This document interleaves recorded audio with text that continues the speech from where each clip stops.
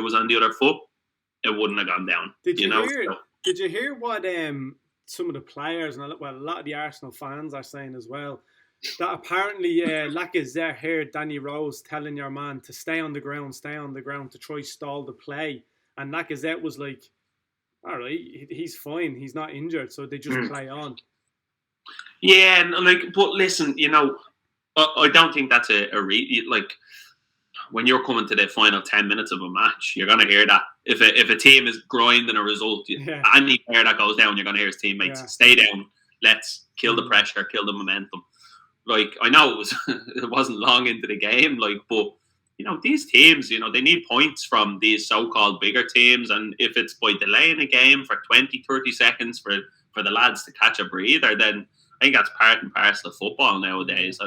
I don't think it's a just reason to not give the ball back. I feel that was very unsportsmanlike. I've got to say, I know I banged on about sportsmanship without shaking hands in that the other week, but I'm fed up with players kicking the ball out of play for people going down. I think people go down too easy. Listen, we've all played football. If someone goes down, if it's serious or not. Yeah. And just he go down and hold his head though, did he not? I think he did actually, yeah. But listen, I'm just fed up. I've seen some games, especially derby games, and a player goes down and the crowds are behind him and they kick the ball out. And I just think, just carry on. Yeah. The ref, if it's that bad, the ref's there to do his job and to turn around and have a look. The difference is, he had the opportunity, Rose, to play it upfield. Yeah, he could have and pass it out of play. But I think Jamie Redknapp touched on it on Sky as well. Arsenal have been slated for being too nice. Even Arteta said it in his interview. They've been actually quite naive, and maybe it shows a little bit of a ruthless side in them. Yeah, I think they were quite lucky though as well, because there was a lot of fouls leading up to that goal that probably would have been given in any other game as well. So listen, I don't know whether the ref had Arsenal in his cheeky accumulator the weekend, or there was a foul before your man went down, which led to the counter attack. Then the ball went out. Then there was a foul on the edge of the box as well before Ben White got the ball in order to try break through. And look up. Yeah. If I was a Watford fan, I wouldn't have been happy. Simple as. I think the only thing you can really do now is dock Arsenal a couple of points. I think that's the only fair thing to do, isn't it? Well, how many do we need to dock them for them to be level with you? Let's hope the referee didn't get his accumulator off the betting pick show this week. By the way. Craig Arteta, his first 100 games in charge, he actually has a better record than Arsene Wenger, second only to George Graham. We know obviously how the George Graham era ended. Fans obviously wasn't happy with the style of play, etc. And the Arsene Wenger era, obviously, we know how successful he was. But if it's some indication, did we jump the gun at the start of the season, firstly, on Arteta? Is he 100 games in now starting to put his mark on the team? There's youngsters coming through like before. What do you think? I was shocked when I saw that stat. And I was like, yeah, right, maybe there is a bit more to him than we gave him credit for. Because this is a poor Arsenal team as well. This is far from the... I know it took Wenger a bit of time to build his team, but he still had Tony Adams and a bunch of leaders in there when he came in. Arteta took that team over and it was in the toilet. They were dog shit. And so he is he's building a good foundation there. And they did we jump the gun? Now, looking back, you would say yes, but at the time they had some awful results. Their own fans wanted them gone for the most part as well. So I think he was lucky to be given that extra bit of time, and he's turned it into something. With some of the results, I know Edu came out and did an interview, and he was saying about we haven't seen all these players play together yet because there was so many injuries and stuff like that at the start of the season. And then once they all start coming back, and then they added Tomiyasu into the picture as well, everything started to gel, and they do look like they're a hard team to beat now, and they're getting a lot of confidence. So he is finding form and he's doing well. I didn't expect it. I thought he was going to be done. Yeah. I have to agree with you. I think I was one of the ones who said maybe time for a change, but just shows you what happens if you stick with a manager. Yeah, here we go.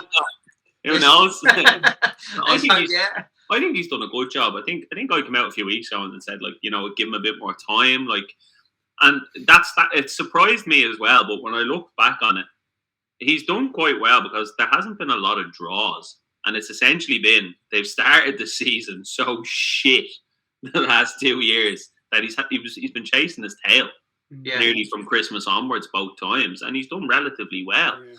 Both periods, speaking to the Arsenal fan, both periods as well where they were underperforming and dirt essentially. They had a lot of injuries, which is not an excuse obviously, but it's valid to a certain extent.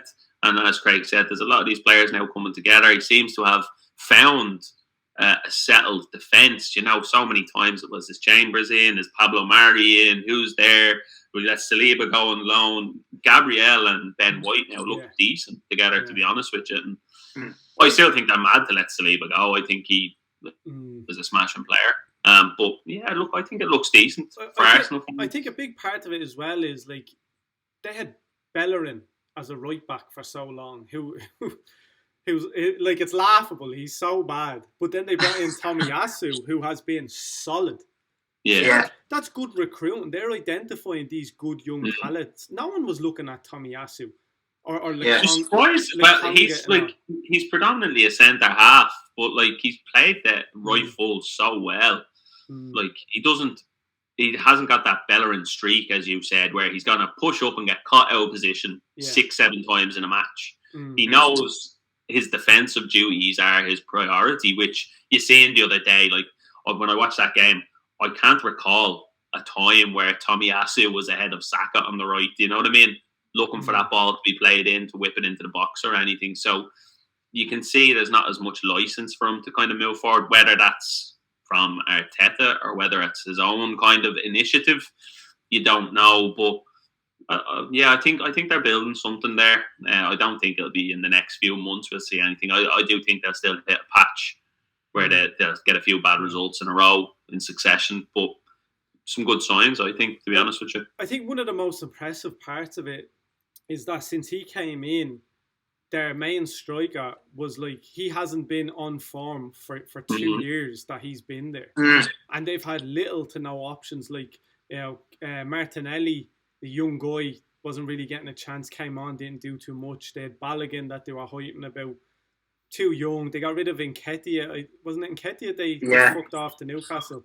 And then Lacazette wasn't really performing either. So that's why when I saw that stat, I was like, fucking hell, fair play to him. He did that with barely no forwards. Yeah. So things looking bright on one side of North London. On the other side, they haven't stuck with their manager. It's all changed. Conte's in. He wasted no time in changing the system this week. He had an up and down win against Vitesse and then 0-0 draw against Everton. Is it a case of different managers, same problems for him at the minute? They're without a goal in 347 minutes of football and without a shot on target in 225 minutes of Premier League football. That's shocking. That's nearly 3 games. Yeah, for Spurs fans thinking he's going to wave a magic wand, is that wide of the mark? Oh, far fucking wide. That's what Harry Kane and Son as well. They're unreal. Like that's a mad stat. Listen, you know, Conte has this great reputation of going in, implementing his style, but you need to get buy-back from the players. They need to buy into your system. They need to have that winning mentality, that want to do better. I just don't think it's in that Spurs team. No. To be honest with you, I don't even think it's in Harry Kane at the moment. Looking at him labour around the pitch, he's a man that does not want to be there. End of story. I'm sure, yes, he might have been revitalised ever so slightly with Conte coming in thinking, I've got a good manager here. If we can get a few good results, propel up the table. But no, I think Spurs are just in free fall at the moment. And yes, he might shore them up a little bit defensively, but I don't expect anything of them this year. I was watching that Vitesse game, and they started really well. I think 3-0, but then you saw them completely throw it. And that's an average. Like if Vitesse aren't a big, they're not one of the. It's not Ajax. Yeah. And they completely threw that game away, and you could just see them. It was almost like once it went 3-1, I just knew that they'd given up. They've no fight. They're just bottle jobs. Like so, I think Conte's a great manager, but I think Levy, years of no success, getting rid of managers. There's gonna be a period like they just got rid of a manager as well who was only there for 3 or 4 months. So I'm sure the players are like, what the fuck is going on here? Yeah. Spurs notoriously have had managers for long periods before Levy. Do you know what I mean? Like, I know there was a brief spell in the 90s where they went through a few, Christian Gross and all them lads didn't last pissing time, but Harry Redknapp, Pochettino, I think things are tough in, Tottenham Hotspur Stadium now, not White Hart anymore. Things are tough over there, and I can't see them getting any better. He'll change things, but not dramatically. I don't think he's going to stay for too long. No. I think once they don't get him the players he wants, like what happened at Inter, he's going to be like, no, not happy, I'm out. And he's a very proud man, and he's a very adamant man. If I was just going to say that before you touched on it, with the Inter Milan project, they signed him up for something, and then a year later, when they got a bit of money and they won the league, they were like, oh, maybe we don't need to do this now. And he was like, no, this is what you told me. This is my project. These are my terms. And I can see that at Spurs. He might be back slightly in this window, keep him a little bit happy, see if we can get in, but they're not going to offer him a fucking blank checkbook. That's not going to happen under Levy. And then, I wouldn't be surprised if this time next year he's not there. I really same, yeah. They're not going to give him 300 million to overhaul the whole squad, and they only have 3 or 4 players that you'd probably keep. Yeah, they're not going to give him enough money to, and I think he's going to look at them now and be like, "This is a bigger job than I was expecting." Yeah, I'm sure. Yeah, you see all the memes from his first day of training and all. There's one where he's just standing there with his hands on his hip, and it looks like he's thinking, "Fuck me." Yeah, like, what a man. I was going to say there, I mean, it doesn't seem like it is a quick fix with Spurs, but is there not a danger he does need to get some results quickly, even if not this window, maybe the following season? Because, like we spoke about previous weeks, Newcastle are going to be up there in the transfer market. And if they're dropping out of Europe or in the Conference League, it almost puts them on a par with Newcastle in the transfer market in terms of size of the clubs, wages they could probably offer. You got West Ham now looking like they're going to be in the mix for Europe next year, and then the normal pull of Arsenal, United, Chelsea, City. Is there not a danger if they don't get results in these 2 seasons, or the end of this season, sort of into next season, they could really get left behind? Oh, fact. I think 3 years ago, you would have looked at Spurs and had said they're a top 5, top 6 team. I think you've touched on it there with the resurgence of West Ham, how well Moyes is doing. The fact Newcastle have money. If we hypothetically say they stay in the league and they have money to spend next year, Spurs aren't in that top 6 of the teams luring players in. They've fallen behind West Ham, Newcastle, because Newcastle have money. And players will buy quicker into that project than I'll go over to Tottenham here and become a bottle job with the rest of the squad. So Leicester, so who we got there? Chelsea, United, City, Liverpool, West Ham, Leicester, Newcastle, Arsenal. If they finish the season strong, Spurs have quickly gone from top 5, top 6 to 9th, 10th. Yeah. I think, I wouldn't be too happy being a Spurs fan. I think the resurgence of West Ham, potentially Newcastle, I'm sure there is a lot of them thinking about that, to be honest with you, because who's going to go there? I wouldn't. And they're going to lose Kane. He'll be gone. Kane's going to force a move. Who? I mean, if he doesn't have a good season, on this sort of form, his stock was high at the Euros. Personally, England had a great Euros. He didn't have a great Euros. For me, I don't think. I think the euphoria around England sort of took the light off of how poorly of Euros he actually had. Yeah. Stock was still high. The summer, maybe you could see him going to Madrid, Barcelona if they had any cash, City, whatever.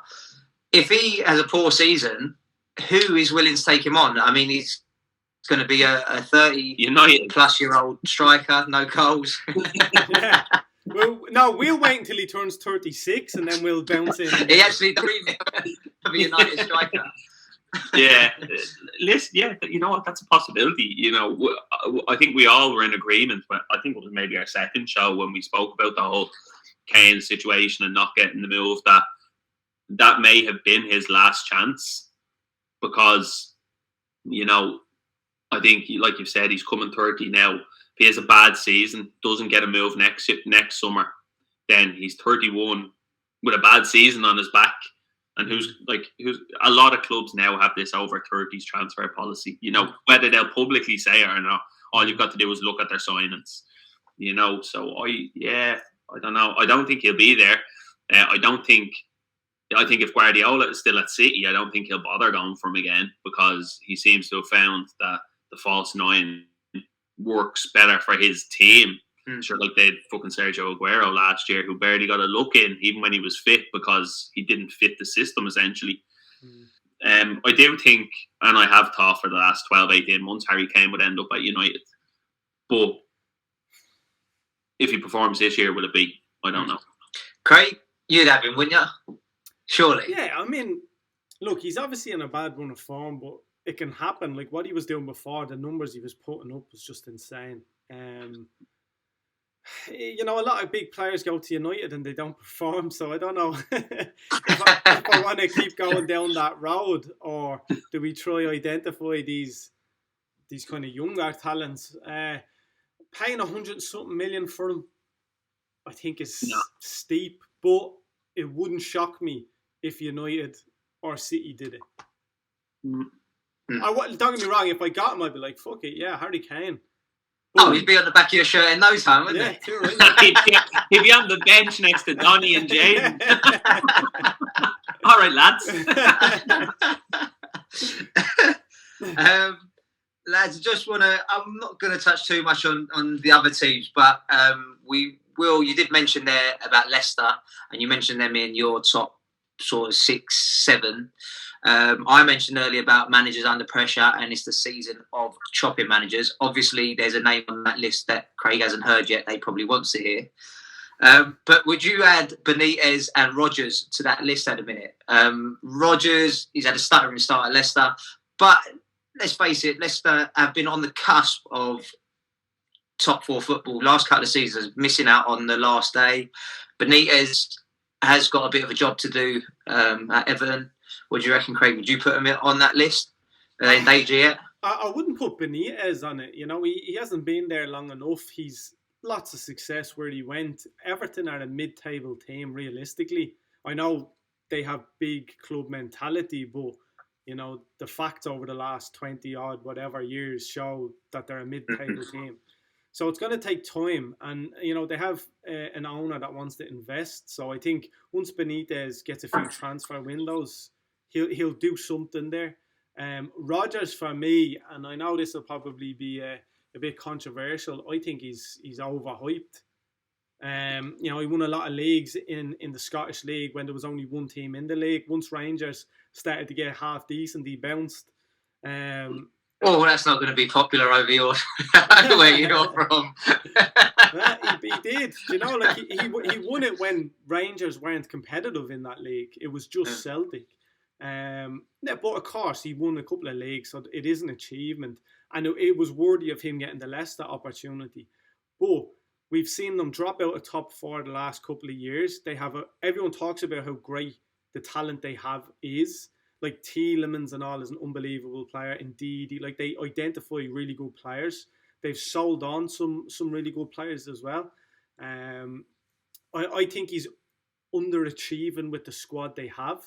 I think if they had got top 4, that would have been a great achievement, but they didn't. So it's not like he kind of overachieved or anything. And then this year they're starting poor again, even though they fucking get a result against us, of course. But What podcast is this? Talking bollocks? You're talking Tony. I think he's been brilliant for them. Yeah, I mean, I knew it'd be. A lot of people do think he is a really great manager, and fair enough. We all have our opinion, but for me, there's something about him. I think he's overhyped. But so if Solskjaer got sacked in the morning, would you not want him at United? I don't really want Brendan Rodgers at United. Honestly, no, I never have. Never have. I am dying for them to go raid Ajax. Take the whole lot. Take the board. You took one last year and you didn't fucking use them. Van der Sar will be writing a stronger worded letter this time. But do you know what? If you got the likes of a Ten Hag in, like, he'll get the best out of Donny and these other players. Even he might play them to give them a chance. Did you? I don't know if you actually watched the United game. Did you hear the cheers that Donny was getting? Yeah. Like the fans. But he came on fighting to fucking lose him. What did he have? 8 minutes or something? 10 minutes? No, we gave him about 20 this time. Oh, was it? Yeah. I was just too busy watching United getting bashed. Look at the clock. Listen, hearing today though that Pogba's out for 8 to 10 weeks, could be the chance that he needs. Fantastic news. Knowing his luck, Solskjaer gets sacked and a new man might like him. He'll be on the bench again. Well, I think, with United, if Ollie goes, we have very few options realistically. It's Zidane, Ten Hag, or probably Rodgers, even though I don't want them. But I think Ten Hag is the guy to go for, and he will have clear formation, style of play, everything. Like, look at Ajax in the Champions League. Top of the group against Dortmund, playing great football year in, year out. And I know the Dutch league isn't the best league, but to do that in the Champions League. I think just on that, you said it's not the best league, but I think don't take away his performance. I think I was reading the stats the other day. I think they've scored 39 goals in their first 10 or 11 games and conceded 2. I mean, it's mad, yeah. Was that Ajax or? Oh, yeah. Was it? I didn't know we saw that. You guys are buying the championship. But so Shane, Brendan Rodgers, I mean, some of the things that Craig's touched on there, I can agree with. But are you not allowed to have a bad start to a season anymore? I mean, that's what I mean. He came in at a difficult time with Leicester, and people thought he couldn't improve them any more than he had. Yeah. But I think he has turned them into a better side than he took over. Yeah. What do you think? No, I'd be in agreement. They won the Premier League before he took over. Yeah, but had Ranieri stayed in charge. I'm just saying the facts. They'd have finished 10th the following year had Ranieri stayed in charge. Do you know what I mean? Yeah. I think that was like that's officially the 8th wonder of the world. I think Leicester winning the league that year. Do you know what I mean? Like, I can't explain it. Mad. I think he has improved them as a team. I think Brendan Rodgers was always decent. He done a good job with the Chelsea underage teams. Then, he done a good job at Celtic. Like you said, define a good job at Celtic. At that stage, there was no other team. So, but it gave him the kind of confidence he needed. And I think, look, he went to Liverpool. And apart from the fucking Steven Gerrard slip and the capitulation at Selhurst Park, they probably would have won that league. Those 2 moments defined that Liverpool that season. 2 what was it? A 5-minute spell in the Chelsea game and a 15-minute spell in the Palace game. I think he was never going to come back from that after kind of essentially throwing that away at the back end of that season. So his time at Liverpool was kind of numbered after that, I thought, because they were never going to win it the following year, and that was going to be his legacy, throwing it away. But I think he's went to Leicester. Yeah, they won the FA Cup last year. They beat us.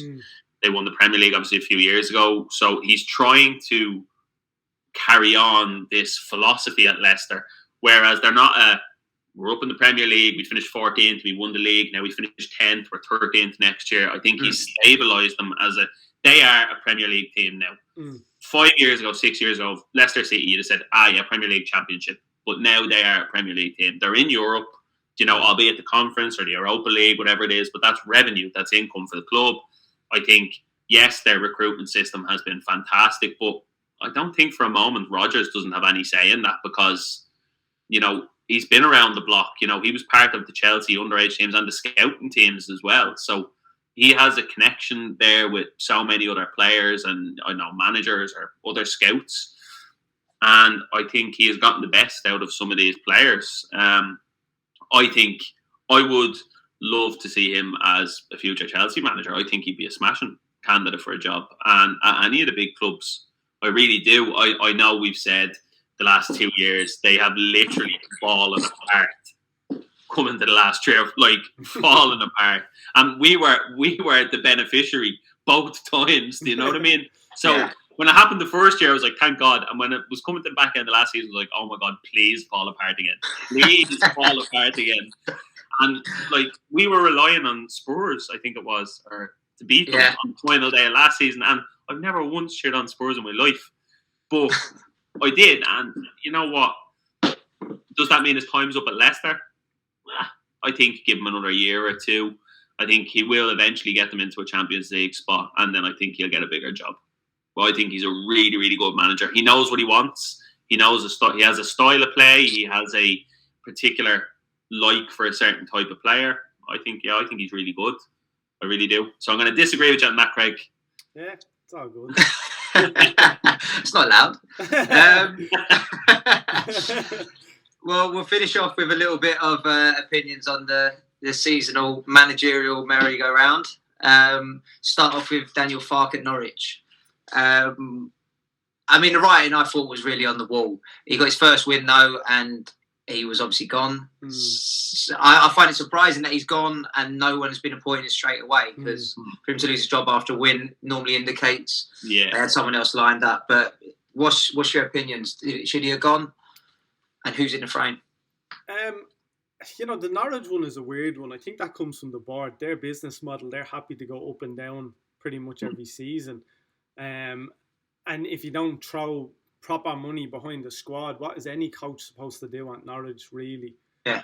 No, I think they have some all right players there, so I expected them to do a little bit better, but they still would have been relegation battle team at best. But he's been there for a few years. He's got them up. I think maybe that is his level. Is get people into the Premier League relegation fights. If they're now saying that they want to be bigger than that, then I think it was. I know. Yeah, I don't know. But you know what? If they go and they get the likes of it, who was it they were looking at? Them and Villa are looking at Steven Gerrard, and who was the other one? Yeah, Frank Lampard. They were looking at. You don't want to take that job. You don't want to take that Norwich job. No. I'm telling you, it's poison. Because you are going into that job at the moment.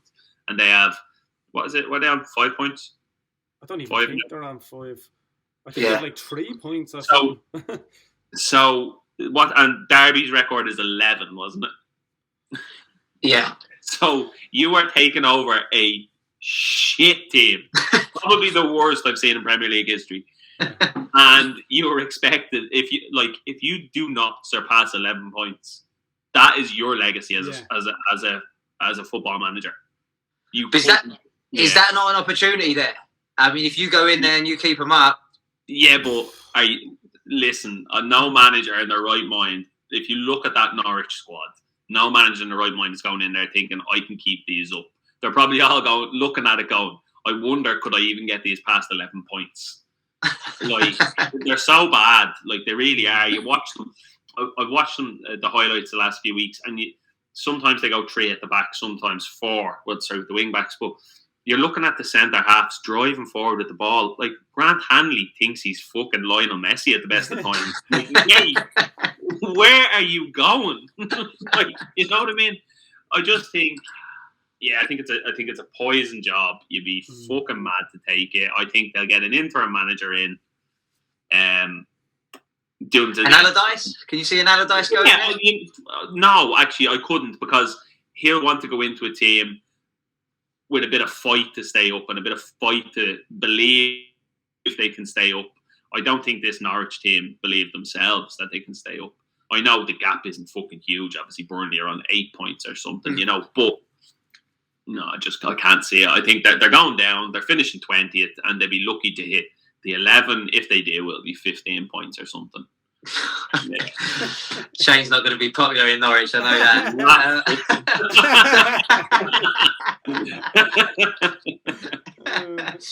So, never been, never will be. Onto probably a more attractive prospect of a job, Aston Villa. Was Smith a little bit unlucky to lose his job? I mean, he's brought in some players. Has he been let down by his signings this season? I think it is harsh. Like Villa did very well last year, and they've actually played some decent football. I've seen a few of their matches. They lost their main boy, their superstar. It takes time to bounce back from that, and they made good signings. They brought in good players, and it can take time for it all to gel. So I think he put together a really good squad. I think they're just in a bit of a shit run of form. I think they expected a bit more out of Danny Ings and Ollie Watkins, to be fair. But they have a good squad there, so I think it was harsh. But I think that's a job that would be perfect for the likes of a Gerrard or something who has done very well with Rangers in the Scottish League. But yeah, I thought it was harsh. I'd say same, yeah. Really. Do you think, Shane, that maybe the board has... it seems as though, I mean, Villa, first season in the Premiership, just about stayed up. Then they've had a great season. Dean Smith has played a huge part in that. Suddenly got some money. They're signing some real big players who, have had slow starts. But is there not a danger now? They're a massive club, European pedigree in the past. Was he not fashionable almost for him? Yeah, I suppose you could say that. I do think it was incredibly harsh. A friend of mine's an Aston Villa fan. I was talking to him the other day about it. He had said it to me a few weeks ago. Like, I think before the last two league games, like, geez, if we don't get two good results, I reckon he'll be gone after the next two. And he was right. But I think that's a bit sad because he'd done so well with Villa. He stabilised them, I think, as a Premier League team. Like, if they didn't do as well as they done last year, there's not a hope they'd have been signing the players they signed this year. Not a fucking chance. Do you know what I mean? Buendia wouldn't have went to Villa over Arsenal. I think he's done a great job. I was joking with my friend actually saying, the JT effect, but he left this summer. The defence has gone to shit. Yeah. Well, no, I think there's good potential in that team. As a Gerrard or a Lampard or any manager at work looking to get into the Premier League, I would be eyeing up that job. Good fan base, good stadium, good structure, some good players, decent finish. Yes, I'll get a bit more money to spend. Can I get them into Europe? Spurs are on the fucking decline. All these other teams aren't performing too well. There's a chance I could move up that table. Yeah, I would be eyeing that up. I really would. Yeah. What do you think, Craig? I mean, they're looking at names that have been mentioned are Gerrard, Ralph Hasenhüttl, list of names goes on. I don't think they should go for Hasselhüttl or whatever the fuck. However you say it. I'm sure Danish are correct. Hasenhüttl or whatever. Howley is a Southampton fan. You know what I mean? I think I don't think they should go for him. I think it's a very good job. Big club, as both of you have said, they've built a good squad. They've attracted some good players. As you said, like, they barely scraped staying in the league 2 years ago. But now I look at the Villa team as a Premier League team. I just don't see them getting relegated. They have good Premiership players, so I think it's a really good job to take. And I think for the likes of, I don't know if Gerrard will go. Gerrard might be waiting for that Liverpool whenever Klopp does decide to go. If he goes to Villa and it doesn't go as well and he's in a harder league, does he get that job at Liverpool? So I think Lampard will probably be the likely option unless they go foreign and they go outside of British football. And we don't really know who they're going for, kind of thing. Well, lads, I mean, this week we've got the international coming up, so we won't do any score predictions. We'll just take a little break off and watch England qualify for the World Cup, shall we? You fucking wanker. Yeah. Have Ireland got a game this international break? I haven't even had a look. Nah, do they play international fixtures anymore? Or are they not bothered? I mean, they walk on the pitch. I wouldn't say it's playing anything. They go out and line up for the anthem Thursday night. That concludes it. If anyone did want to know, I know you're obviously on the edge of your seats. Fulham had 44 goals in 17 games. So I was going to look down my window the other week at Stamford Bridge, mate, but I was a bit preoccupied. All right. No, watching the play against Peterborough. I had to get that in there somewhere because. Right, you can have that one. Cheers, mate. Mitch, the big question for Fulham is: are you going to go? Well, obviously you're going to go up. Are you going to stay up? I don't know. I mean, listen, Fulham have let me down a lot in the past anyway, so I don't even think going up is a nailed-on thing. They could quite easily do a Leeds and just capitulate, and I've seen it before. But I don't know if we go up again. Problems with recruitment, I think. Throwing money at things, and it doesn't always work. Loan signings galore, players who are not going to care if they're there or not the season after. That's what's got to change. Silva again, unproven really in the Premiership. Who knows? I'd love to say yes, but I feel like if we are, could be the new whipping boy. I hope you go up and we're still doing this. It could be 6 points for each other. Do you know what I mean? You might as well cheer us 6 up. for us. None for United. No, we're winning it next year. We are. Winning what? The league. Of course. We're going for the treble again. Donny van Boy, der Beek. have you still got the video cassette tape there to rewatch? Have you?